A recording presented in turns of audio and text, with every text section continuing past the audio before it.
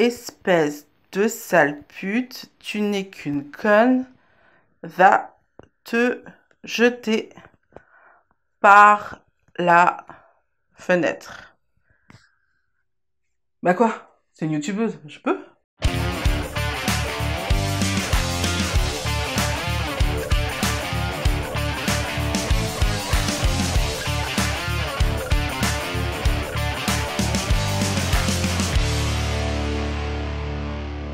Et salut mes licornes, j'espère que vous allez bien. Je suis ravie de vous retrouver pour cette nouvelle vidéo. C'est une vidéo un petit peu particulière que j'ai envie de faire depuis quasiment les débuts de la chaîne. Mardi dernier, je suis passée dans l'émission Je t'aime, etc., qui est une émission de France 2, diffusée de 15h à 16h tous les jours. Cette émission a la particularité de parler d'amour et de permettre à tous à chacun de poser des questions aux experts qui vont répondre. Et dernièrement, en allant dans le public de cette émission, on m'a demandé de poser une question, ce que j'ai accepté. Alors au début, c'était une question qui n'avait rien à voir avec celle que j'ai posée finalement. Je voulais demander au médecin de l'équipe de m'expliquer concrètement pourquoi le corps médical devenait moins en avance que, par exemple, des coachs de fitness en matière de perte de poids, d'assimilation des aliments ou tout simplement d'exercice physique. Cette question m'a été refusée parce qu'elle était trop théorique pour la rédaction. Ils voulaient quelque chose de plus pratique. Et du coup, ils m'ont demandé de poser une autre question. Et j'en avais pas. Mais quelques jours après, une des rédactrices de l'émission m'a rappelé pour demander la question, en tant que youtubeuse, comment gérer les haters sur les réseaux sociaux. Et j'ai accepté de poser la question parce que même si je ne suis pas personnellement victime de haters pour le moment, je croise les doigts et je touche les doigts, ça m'arrivera certainement un jour. Et puis j'ai quelques amis qui malheureusement ont été confrontés au problème. Je me suis dit que c'était assez intéressant de soulever le problème face à un psychologue qui pourrait m'apprendre à gérer la chose. Évidemment, je n'ai pas caché à la rédactrice que pour le moment ça ne m'était pas arrivé et je continue à croiser les doigts et je continue à toucher du bois. Mais je lui ai tout simplement dit que j'étais intéressée pour poser cette question-là, ce qui ne lui a pas posé de problème. Du coup, 3 jours avant l'enregistrement de l'émission, la rédaction savait exactement quelle question j'allais poser. Alors je sais que certains d'entre vous vont dire que c'est pas normal, que du coup tout est préparé, tout est millimétré et que en fait il n'y a pas de spontanéité. Mais en tant qu'ex-professionnel de l'information, je peux vous dire que c'est absolument indispensable de savoir tout ce qui va se passer sur un plateau. Tout simplement parce qu'un tournage a un certain coût, donc j'ai pas trouvé ça choquant qu'ils sachent la question que j'allais leur poser. En revanche, ce qui m'a beaucoup plus choqué, c'était la réponse à laquelle j'ai eu droit pendant l'enregistrement. Tout d'abord, en dehors de Daphné Burki et de Canan Boudini qui ont à peu près notre âge, personne ne savait ce qu'était qu'un haters. YouTube, c'était à peu près connu. Enfin voilà, ils ne connaissaient absolument pas leur sujet. Et j'ai trouvé ça choquant, sachant qu'ils avaient 3 jours pour se préparer pour la question. Mais ce qui m'a encore le plus choqué, c'est la réponse de la psy, qui m'a dit, grosso modo, qu'à partir du moment où j'avais choisi de faire ce métier, j'étais exposée et que la seule solution qu'elle avait pour moi, c'était que j'apprenne à m'endurcir et à me blinder. Des heures d'enregistrement, un déplacement sur le plateau pour m'entendre dire ça?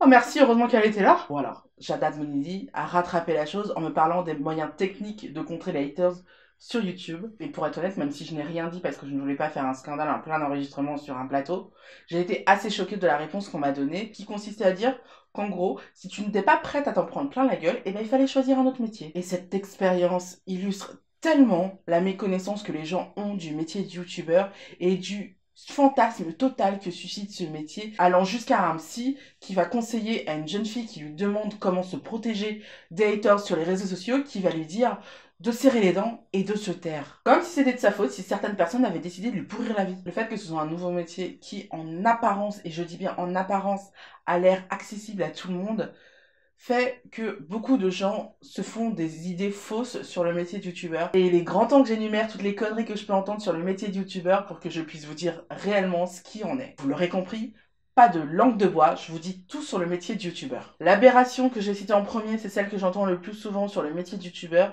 c'est de croire que les youtubeurs sont des feignants qui ne travaillent pas beaucoup. D'ailleurs, cette idée est souvent à la source de l'animosité des gens envers les youtubeurs, qui se mangent souvent plein la gueule, sous prétexte qui n'en foutent rien et que quand même ils n'ont pas à se plaindre parce qu'ils ont un super job, qui leur demandent pas beaucoup de travail et qui leur font des super revenus.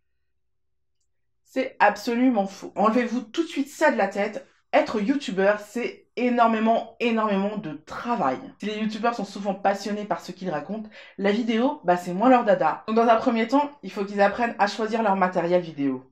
Et ça, je vous assure, c'est beaucoup de travail. Parce qu'il faut tout savoir des petits trucs techniques à connaître et à avoir pour pouvoir se procurer le meilleur matériel vidéo possible avec un budget rikiki. Oh, j'ai trop chaud, faut que je me fasse une queue de cheval, j'en peux plus. Oui, parce que ne croyez pas que vous pouvez faire des vidéos avec votre iPhone. Ça ne marche pas comme ça. Non, il vous faut une super caméra, de super lumières et un super micro. Et ça coûte de l'argent. Et ça, non seulement ça coûte de l'argent, mais en plus, ça met du temps à se choisir. Mais vraiment beaucoup de temps. Ensuite, une fois que le novice que vous êtes a réussi à réunir le meilleur matériel possible par rapport à votre budget, il va falloir apprendre à vous en servir de ce matériel. Et ça prend du temps. Entre l'acquisition du matériel et l'apprentissage d'utilisation de ce matériel, j'ai mis 4 mois à pouvoir lancer ma chaîne. 4 mois. En travaillant tous les jours. Et encore, vous n'avez vu que 2 vidéos des 10 que j'avais tournées avant de lancer ma chaîne. Parce que oui, il y en a beaucoup que je trouvais pas assez bonnes pour les diffuser. Donc vraiment, apprendre à se servir de ce matériel, ça prend vraiment du temps. J'apprends encore des choses aujourd'hui encore. Et d'ailleurs, j'essaye de m'améliorer tous les jours. J'espère que ça se voit. Mais voilà, on n'est pas comme ça youtubeur en étant super doué. D'ailleurs, je vous invite chaudement à regarder les premières vidéos de vos youtubeurs préférés, surtout les plus connus. Vous allez voir qu'entre la première vidéo qu'ils ont tournée et la dernière que vous avez pu voir, il y a une évolution mais gigantesque. Parce que ça s'apprend. Même une fois qu'on a appris à maîtriser l'outil, c'est énormément de travail pour réaliser des vidéos. Par exemple, la vidéo que vous regardez en ce moment, elle va durer quoi? 15, 17, peut-être 20 minutes? Sachez que pour réaliser cette vidéo, j'ai bloqué un jour pour faire des recherches et écrire la vidéo pour qu'elle soit le plus compréhensible possible. Ensuite, j'ai bloqué un autre jour pour faire le tournage. Parce que oui, en ce moment même, je peux vous dire que ça fait déjà des heures que je tourne. Ensuite, demain, je vais bloquer une autre journée pour pouvoir monter la vidéo, l'extraire de mon ordinateur et l'importer sur YouTube. Donc en final, pour une vidéo qui ne durera pas plus de 20 minutes, j'aurai travaillé pendant 3 jours. Sachant que je fais 2 vidéos par semaine, vous pouvez tout à fait comprendre que mon emploi du temps est assez serré. Donc vous l'aurez compris, il n'y a pas de secret pour être youtubeur, il faut travailler et toujours travailler. Youtubeur, c'est pas du tout un métier de feignant. Ensuite, la deuxième nawak idée sur les youtubeurs, c'est de penser qu'on gagne beaucoup d'argent. C'est tellement pas le cas. Alors cette idée vient principalement des médias, et les médias ne s'intéressant qu'aux youtubeurs les plus connus, bah forcément vous avez cette idée que on gagne beaucoup d'argent. Maintenant, c'est pas du tout la majorité des youtubeurs, on est plein à ne pas gagner grand chose en faisant nos vidéos. Vraiment, c'est vraiment peanuts. Je vais essayer d'être précise et de vous donner un ordre d'idée au niveau de la rémunération des youtubeurs, mais franchement, vous allez voir que c'est pas énorme. Sachez qu'un youtubeur est payé en moyenne, et c'est vraiment une moyenne générale, 1 $, ce qui correspond à 80 centimes d'euros par 1000 vues, par vidéo, pendant 3 jours. Ce qui veut dire qu'en tant que youtubeuse, je vais être rémunérée que sur les 3 premiers jours de la publication de ma vidéo, et ça va être 1 $ toutes les 1000 vues. 1 $ toutes les 1000 vues. Regardez en dessous de la vidéo là. Je suis pas du tout aux 1000 vues. Donc vous l'aurez compris, pour cette vidéo, je ne serai tout simplement pas payée. La raison pour laquelle je ne suis pas payée pour cette vidéo, c'est tout simplement que je viens d'arriver sur la plateforme et que je dois prendre le temps d'étoffer ma base d'abonnés pour pouvoir subvenir à mes besoins. C'est pourquoi si vous voulez soutenir un youtubeur, c'est hyper important de regarder ces vidéos, même si le sujet ne vous passionne pas, de penser à liker la vidéo, voire de la partager. Alors ça c'est le Graal, parce que tout simplement ces actions-là vont nous permettre de monter dans l'algorithme de YouTube, qui évidemment a pour but de favoriser les youtubeurs qui suscitent le plus de réactions. Donc plus vous réagissez à mes vidéos, plus je vais monter dans l'algorithme, et plus YouTube va proposer mes vidéos à des gens susceptibles de les apprécier. Et donc, plus je vais avoir de vues. Et plus j'ai de vues, plus j'ai de chances d'être rémunéré. De toute façon, même pour les meilleurs youtubeurs, les revenus de YouTube ne sont pas suffisants. Imaginez un youtubeur qui fait environ 100 000 vues par vidéo. Il gagne donc 80 € par vidéo. À ça, il va falloir que j'enlève les 25% de charges auxquelles sont sujets tous les auto-entrepreneurs. Donc, je vous propose de faire le calcul. 80 fois 0,75, ce qui vaut moins 25%. Cela nous fait 60 €. J'espère que vous voyez. Sachant qu'un salaire moyen est de 2000 €, pour vivre entièrement de ses revenus YouTube, un YouTuber doit faire plus de 33 vidéos par mois. C'est juste impossible. Je vous le dis tout de suite, c'est juste impossible. Et ça, c'est s'il atteint les 100 000 vues à chaque vidéo. Et c'est pour ces raisons que les YouTubeurs, même les plus connus, cherchent d'autres types de revenus que YouTube. Par exemple, Bruce Benamon, de la chaîne Y Penser, qui a presque 1 million d'abonnés, fait appel à une plateforme de dons qui s'appelle Tipeee, qui permet aux abonnés d'une chaîne de donner de l'argent à un youtubeur qu'ils soutiennent pour lui permettre de faire davantage de vidéos et de pouvoir se consacrer à sa chaîne. Et c'est pas du tout le seul dans le cas. Par exemple, Victor Dean the Panda, qui a 270 000 abonnés, est sur Tipeee, ou encore Nota Bene qui a plus de 600 000 abonnés. Tous ces gens-là sont sur Tipeee, tout simplement parce que les revenus de YouTube ne leur suffisent absolument pas. Après, quand on est youtubeur, il y a d'autres moyens de faire de l'argent. Mais ça nous amène directement à notre troisième préjugé sur les youtubeurs. Le troisième préjugé sur les youtubeurs, c'est que ce sont des vendus qui font l'apologie de certains produits, tout simplement parce qu'ils ont été payés pour ça. Alors, je vais être tout à fait honnête avec vous, pour moi, ce genre d'idée, c'est comme se plaindre du manque d'indépendance de la presse quand on ne lit que des médias sur Internet ou la presse gratuite type 20 minutes. Tout a un prix et il faut bien que les youtubeurs mangent. Donc évidemment, ils vont faire des vidéos sponsorisées, c'est normal. À moins d'être prêt à donner de l'argent à vos youtubeurs préférés via des plateformes comme Tipeee ou je ne sais pas moi, faire une pétition à YouTube pour qu'ils rémunèrent mieux ses utilisateurs, ce qui serait logique puisque c'est les youtubeurs qui créent un contenu qui permet à YouTube d'engranger des recettes publicitaires. Mais en attendant, les youtubeurs sont obligés de faire des vidéos sponsorisées. Et puis les youtubeurs sont pas fous, ils savent très bien qu'en mettant en avant un produit qu'ils détestent, ils vont perdre toute crédibilité. Et leur intérêt, c'est quand même d'avoir le plus de gens qui les suivent possible. Parce qu'en réalité, la vraie richesse d'un youtubeur, c'est ses abonnés. À partir du moment où ses abonnés lui font entièrement confiance, il a un pouvoir. Et l'intérêt du youtubeur, c'est d'avoir tout simplement des abonnés qui lui font confiance. Donc, il va pas vous dire qu'un produit est génial s'il pense le contraire. Tout simplement parce qu'un youtubeur qui perd des abonnés est un youtubeur qui perd de l'argent. La quatrième idée reçue me fait vachement rire, mais pourtant, on me l'a dit tout le temps, à chaque fois que je dis que je suis youtubeuse. On me demande tout le temps si je connais un tel, ou une telle, ou un tel. Comme si les youtubeurs se connaissaient tous. Donc du coup, je me permets de le dire une fois pour toutes pour qu'on ne me pose plus la question. Les youtubeurs travaillent chez eux, et il faut admettre qu'il y a mieux pour rencontrer des collègues. Les seules occasions qu'on a de se rencontrer, c'est pendant les soirées d'influenceurs. Et soit je suis pas invitée, soit c'est nul, alors... Voilà quoi.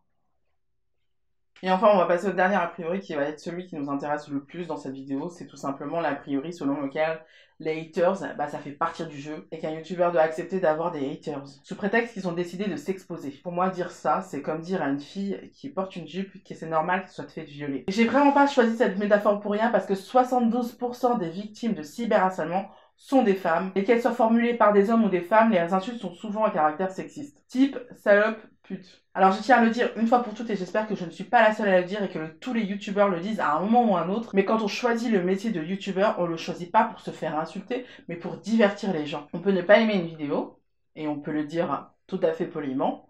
Maintenant, insulter quelqu'un, qu'il soit youtubeur ou pas d'ailleurs, c'est absolument inacceptable. Une insulte ou une menace reste de la violence verbale, certes, mais de la violence. D'ailleurs, ce que j'attendais qu'on me dise dans l'émission à laquelle j'ai participé, c'est que tout simplement, c'est tellement grave et c'est tellement inacceptable que c'est puni par la loi. Sachez que le cyberharcèlement est un délit puni de 2 ans de prison ferme et de 30 000 € d'amende. Quant au simple fait d'insulter quelqu'un sur les réseaux sociaux, vous encourez quand même 12 000 € d'amende. Et n'allez pas croire que les haters restent toujours impunis. Plusieurs youtubeurs très célèbres, dont Sananas qui a quand même 2 millions d'abonnés, sont actuellement en procès. Et franchement, j'aimerais pas être à la place des haters visés parce que quand tu insultes quelqu'un sur les réseaux sociaux, y a des preuves matérielles, mec. Je pense que le problème qu'on a, c'est de considérer qu'il y a la vraie vie et qu'il y a la vie virtuelle, et que c'est deux choses différentes, et que ce qui se passe dans le virtuel n'est pas réel. En réalité, il n'y a pas de vie virtuelle. Quand une personne insulte dans la vie virtuelle quelqu'un, c'est une vraie personne qui profère de vraies insultes qui vont arriver au visage d'une vraie personne. Du coup, si vous êtes youtubeur et que vous êtes victime de haters et que vous passez par ici, je me permettrai juste de vous dire ceci. Je vais me permettre de vous conseiller de faire une petite introduction à toutes les vidéos un petit peu chaudes, un petit peu touchy que vous allez faire et de dire que vous réservez le droit de supprimer les commentaires indésirables, de blacklister les auteurs de ces contenus sur votre chaîne, ce qui les empêchera à l'avenir de poster des commentaires sur votre chaîne et de les signaler à YouTube. Mais surtout, faites ce que vous dites sans aucun remords. Personne n'a à subir des haters. Et même si vous n'êtes pas youtubeur, vous pouvez aussi agir contre les haters. Si vous voyez quelqu'un se faire insulter sur YouTube, n'hésitez surtout pas à signaler ce comportement à YouTube en cliquant sur les 3 petits points à droite du commentaire. Mais surtout, ne répondez pas parce que bien souvent, c'est ce que cherche la personne. Sachez qu'ensuite, YouTube enverra un avertissement à la personne concernée et qu'au bout de 3 avertissements, le compte est tout simplement supprimé. Mais surtout, si vous voyez un youtubeur se faire insulter dans les commentaires de ses vidéos, pensez à liker sa vidéo, à lui envoyer un petit commentaire de soutien et pour lui dire que vous aimez ce qu'il fait et qu'il faut qu'il continue, encouragez-le. Parce que franchement, comme vous l'avez compris dans cette vidéo, ce métier est assez difficile et assez ingrat. Et n'oubliez jamais ceci, si malheureusement quelques mots malveillants peuvent amener quelqu'un au suicide, imaginez ce que peuvent faire des mots gentils. D'ailleurs, je profite de cette vidéo pour remercier tous ceux qui prennent le temps de liker et de commenter ce que je fais. Vous êtes de plus en plus nombreux à le faire et ça me fait énormément plaisir, ça me touche du fond du cœur à chaque fois. J'espère que vous le sentez dans mes commentaires et dans mes réponses. J'essaye de vous répondre à tous le mieux que je peux. Et franchement, vous m'apportez énormément de choses. Il y a vraiment des fois où je suis très découragée, où je me dis, mais pourquoi je fais tout ça? Pourquoi? À quoi ça sert? Et il y a toujours quelqu'un pour me dire, non, mais c'est génial ce que tu fais et tout, j'adore. Et merci. Voilà. J'ai pas d'autre chose à dire que merci, merci, merci.